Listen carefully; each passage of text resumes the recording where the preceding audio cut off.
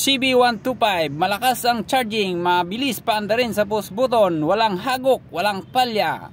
Pero isa lang ang problema nito, kapag nauabutan siya ng ulan ay tumitirik. Shoutout pala kay Michael Nerva, andito na yung motor mo, aayusin ko na at alamin ko na kung ano ang kailangan palitan.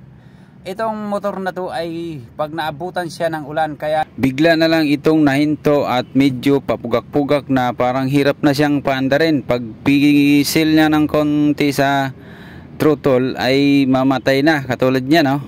Patay na siya. So ito kumpirmado na spark plug cap ang may problema. Pero bago natin palitan ay kailangan muna natin na i-sureball sa pag-trouble kung talagang yan ba ang problema. O, ito na, nag-umpisa na yung problema ng motor. Binasa ko kasi ito kanina, kaya yun, lumabas na. So nakita nyo mga kaibigan ay kumpirmado na kailangan na natin palitan ang spark plug cap. Kasi ang spark plug mga kaibigan ay kapag ito ay nagkaroon ng tubig at pumasok doon sa mismong spark plug cap, doon mag-umpisa ang loko ng kurente ng ating spark plug.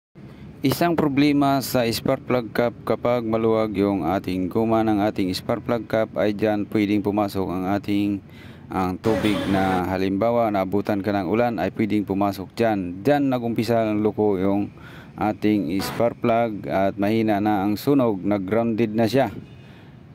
Pero kung halimbawa mayroon ka namang pamalit ay palitan mo na. No, ayaw na.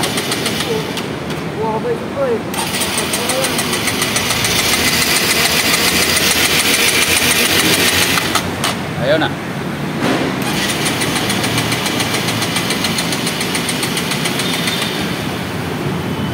Yan, andar na naman.